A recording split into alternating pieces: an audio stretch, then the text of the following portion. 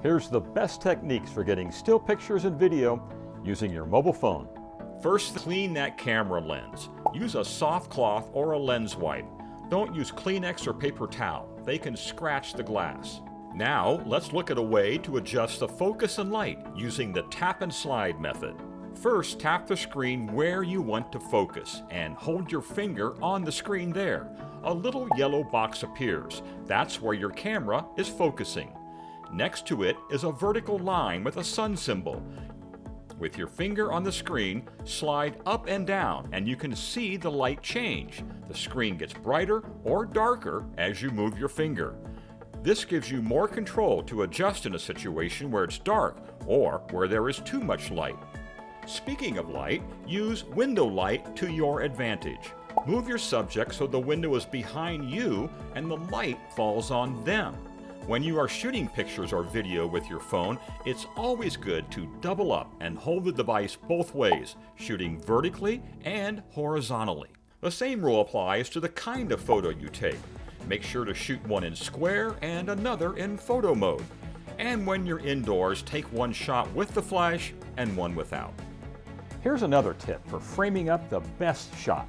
Turn the grid lines on your screen and compose your shot using the rule of thirds technique. Use the spots where the grid lines intersect and position your subject there for the best shot. Now let's learn the shutter trick. Every old camera has a button to press to take the picture. It's called the shutter button, and your phone has the same thing on screen. But here's the trick. The volume buttons work like a shutter. Press either one to snap a picture too. This is handy for grabbing a quick shot when you need it. Another technique is to hold the shutter down and shoot in burst mode. Burst mode takes 10 pictures a second. You can choose the best one later on. Now let's shoot video like the pros. Some of the same rules still apply. Shoot video horizontally and vertically, and the volume buttons work to stop and start recording. Tap and slide works for video as well. Be careful when you hold your phone not to block the microphone with your hand.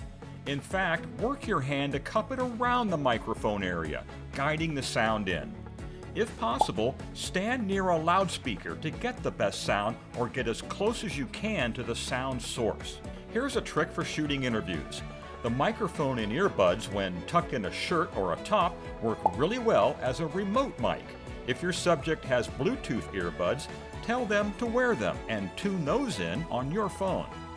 Using a cheap selfie stick is good to get interesting angles, but flip it upside down and rest the handle on your shoulder for a steadier video shot. Finally, remember to have fun. You're making pictures and video. Use these tips to make them a little better. I'm Chuck Emmert. Thanks for watching.